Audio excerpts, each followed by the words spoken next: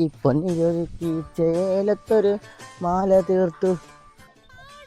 അളിയാ അളിയ നിനക്ക് നാട്ടിൽ വരുമ്പോൾ മാത്രം നിനക്ക് എന്നെ ഓർമ്മയുണ്ട് അളിയ. ഞാൻ ഗൾഫിൽ നിന്നുണ്ട്, ഒരു കോളെങ്കിലും എന്നെ വിളിച്ചളിയ, ഒരു കോളെങ്കിലും വിളിച്ച. തറയിലെ കാല് കുത്താനുള്ള സമയം കിട്ടുന്നില്ല എനിക്ക്. നിനക്കറിയാലോ എൻ്റെ ജോലിയെ കുറിച്ച്. നിനക്ക് ആകാശത്തുനിന്നുള്ള ജോലി, പന കയറാൻ ജോലിയല്ലേ?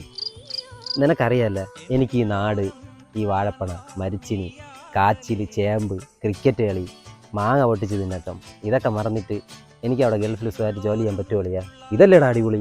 എനിക്ക് ഈ ചേന, ചേമ്പ്, ചക്ക, മാങ്ങ, തേങ്ങ തിന്ന് മടുത്ത് അറബി നാട്ടിൽ വന്ന് ഇതിൻ്റെ പനയൊക്കെ പറിച്ചിട്ട് തിന്ന് അറബിയിലെ മോളയും കെട്ടി ജീവിക്കുന്നത് ഭയങ്കര ആഗ്രഹമാണ്.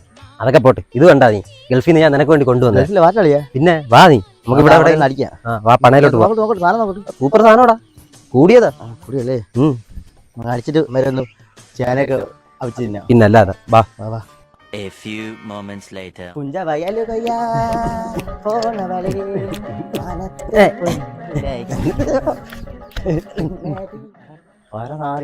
നീ ആരാണ്ടിന്ന് സാധനം എടുത്ത് വന്നിട്ട് നീ ഗൾഫിലെ സാധനം പറഞ്ഞല്ലോ.